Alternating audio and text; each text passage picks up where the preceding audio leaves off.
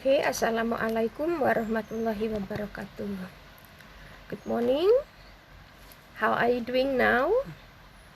I hope you are good. Okay. Today we will discuss about pronoun. I will explain about it. Jadi hari ini Bu Nurul akan menjelaskan tentang pronoun yang sebenarnya pada pertemuan kedua di bab 2 itu sudah dikasih latihan karena materinya sudah ada di chapter 2 semua. Tapi Bu Nurul perlu jelaskan karena ternyata setelah diberi latihan banyak kekeliruan gitu ya. Oke. Apa itu pronoun? Kita lihat dulu. Definition. Pronoun is a word that is used instead of a noun which has already been mentioned or is already known. Jadi pronoun itu adalah kata yang digunakan sebagai kata ganti suatu benda yang sudah disebutkan atau sudah diketahui sebelumnya. Jadi ada beberapa pronoun, contohnya sebagai berikut. Ini contohnya subjek pronoun ya. Ada he, she, it, I, we, they, you. Personal pronoun. This pronoun are so called because they refer to three person. Jadi pronoun ini dikatakan sebagai kata ganti orang karena memang menggantikan beberapa orang. Ada 3 macam ya. Yang pertama, the speaker. Siapa speaker? Speaker or the first person. Speaker atau pembicara pertama. Siapa itu? I, we. Jadi pembicara pertama itu adalah saya dan kita. And the second one, the person spoken. The person spoken to, or the second person. Orang kedua itu adalah orang yang diajak bicara. Siapa dia? Kamu. Saya pasti bicara sama kamu. Gitu ya. Dan orang ketiga. Siapa orang ketiga? The person spoken about, or the third person. Orang ketiga adalah orang yang sedang kita bicarakan. Siapa dia? Ya dia. Dia bisa laki-laki, bisa perempuan, bisa sendirian, bisa banyak. Nah, untuk lebih jelasnya, ayo kita lihat tabel berikut. Kita kupas satu persatu. Subject personal pronouns. Contoh ya. Mary is terrible upset today. Subjeknya siapa? Mary. Kamu lihat di bawah ada, di bawahnya subjek personal pronoun ada kata before verbs as subject. Jadi posisinya subjek itu sebelum kata kerja. Bahasa Inggrisnya kata kerja itu verb. Mary is terrible upset today. Nah, karena subjeknya Mary bisa digantikan dengan she karena Mary itu perempuan.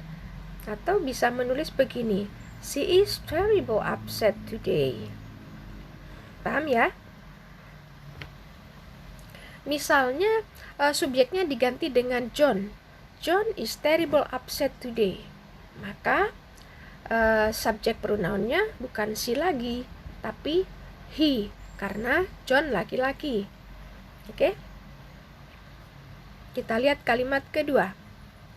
Tom's house is red and white. Tom's house is red and white. It is red and white. Nah, it itu menggantikan apa?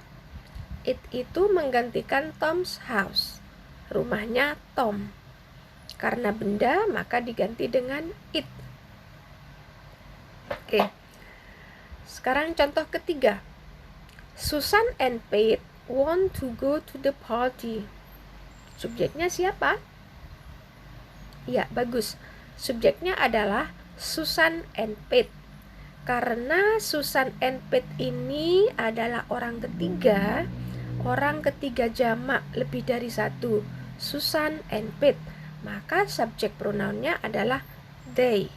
They want to go to the party. Paham ya? Oke. Kalau subjeknya Susan saja, she.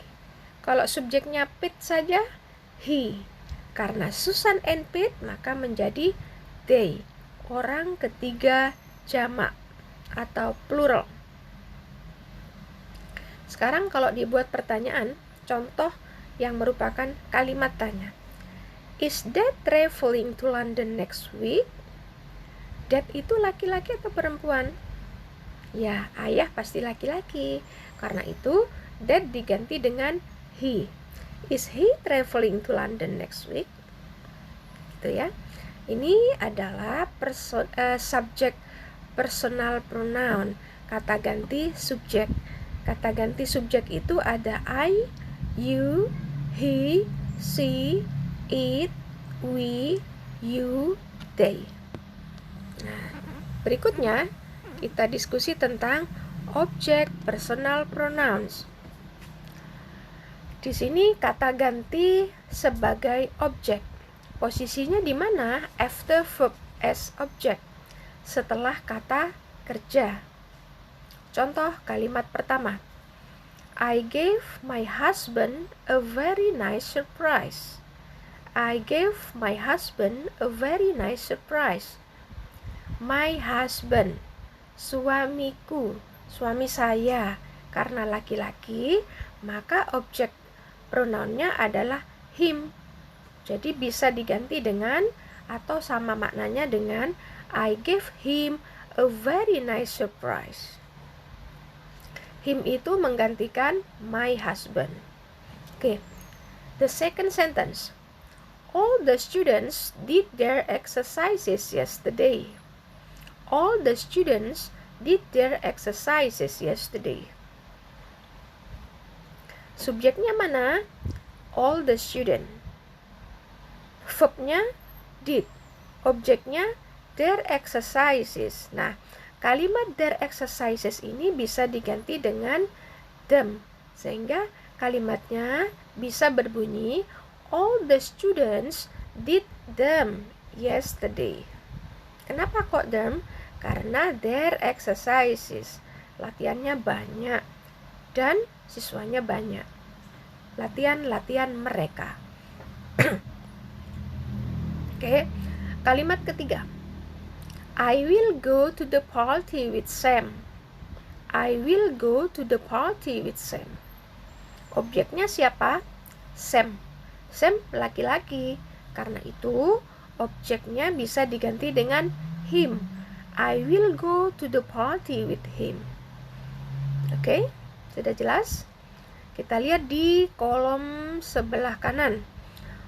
Objek personal pronounnya untuk I, subjek, objeknya jadi me. Untuk you, tetap you. He jadi him. She jadi her. It jadi it. We jadi us. You tetap you. They jadi them. Oke.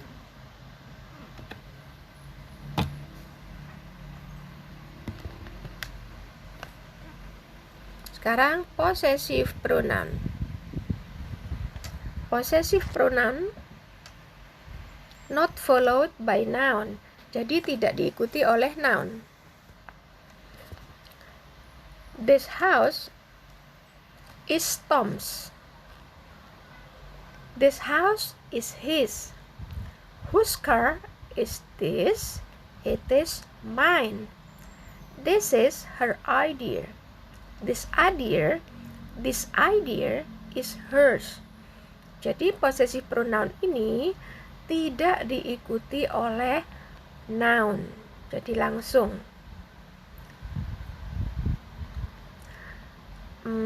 Subjeknya I, objeknya me. Kalau possessive pronoun jadi mine.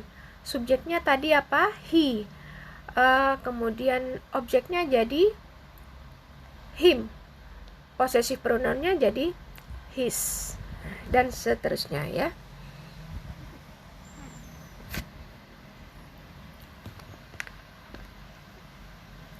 Sekarang possessive adjective. Possessive adjective before the noun in a noun phrase. Sebelum noun atau sebelum noun di dalam noun phrase. Jadi possessive adjective itu selalu diikuti oleh kata benda. Contoh ya, it is Tom's house. It is his house. Jadi Tom's digantikan dengan his. This is Susan's car. This is her car. Those are my parents' keys. Those are their keys. Kenapa kok their? Karena parents itu ada dua, ayah dan bunda. Nah, kita lihat di tabelnya itu ada my, your, his, her, its, our, your, and their. Nah, kata-kata pronoun tersebut selalu diikuti oleh noun.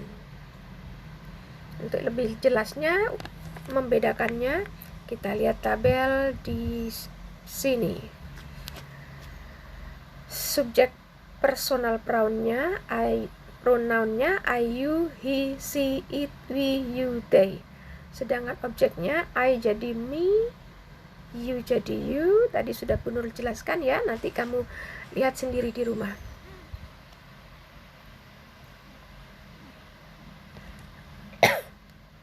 Reflexive pronoun.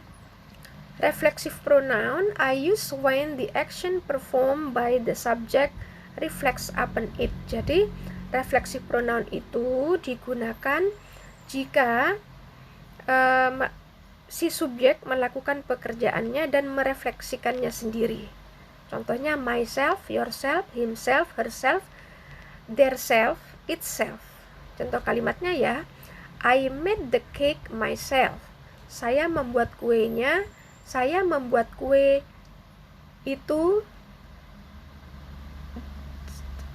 atau begini, saya membuat kue itu dengan saya sendiri. Jadi yang melakukannya adalah dia sendiri. I made the cake myself. Saya membuat kue sendiri. Emphatic pronoun. I use two emphasis. They are the same as reflexive pronoun. Hampir sama dengan reflexive pronoun. She herself gave me this address. Dia sendiri yang memberiku alamat. Itu ya. The clerk blamed the bank manager himself for the embezzlement. Juru tulis itu menyalahkan manajer banknya sendiri atas kesalahannya. Nah, berikutnya adalah interrogative pronoun. These are used to ask question. Jadi interrogative pronoun itu digunakan untuk kalimat tanya. Who, whom, whose, which. Contoh ya. Whose book is this? Buku siapakah ini? Which of this is your book? Yang mana berikut ini yang bukumu? Yang mana berikut ini adalah bukumu? Which itu yang mana? Relative pronoun.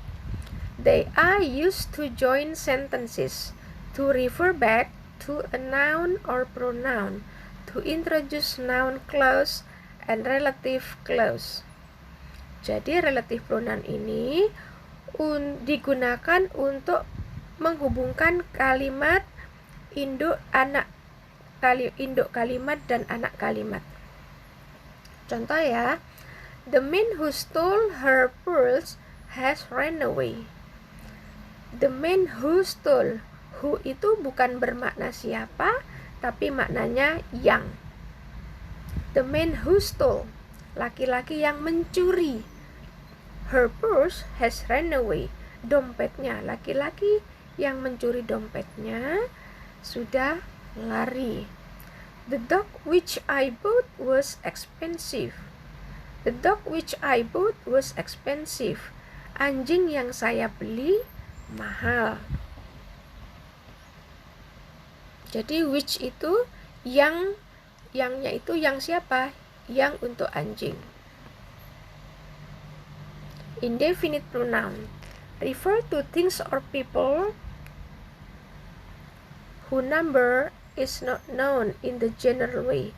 Jadi indefinite pronoun itu digunakan untuk menyatakan atau mengungkapkan benda yang jumlahnya tidak diketahui, the general way. Ungkapan umumnya, they are made by adding or body to every, some, any, no. Everybody is absent today. Tak seorang pun hadir hari ini. Nobody is interested in his lies. Tak seorang pun tertarik pada kebohongannya. Oke, mudah-mudahan paham ya. Thank you. Untuk lebih jelasnya, materinya sudah lengkap ada di chapter 2. Chapter 2 itu Bu Nurul sudah buat untuk 6 kali pertemuan. Kamu harus baca, jika ada yang merasa penting, yang kira-kira akan lupa kalau tidak dicatat, silakan dicatat, oke? Dan untuk tugasnya silakan dilihat di Google Classroom. Materi hari ini, tugasnya hari ini adalah, ini kan sebenarnya Bu Nurul hanya menjelaskan untuk materi minggu kedua, karena masih banyak yang perlu dikoreksi. Dan untuk pertemuan keempat pada chapter 2 ini, silakan dicek di Google Classroom, oke? Thank you for your attention. See you next time. Bye-bye. Wassalamualaikum warahmatullahi wabarakatuh.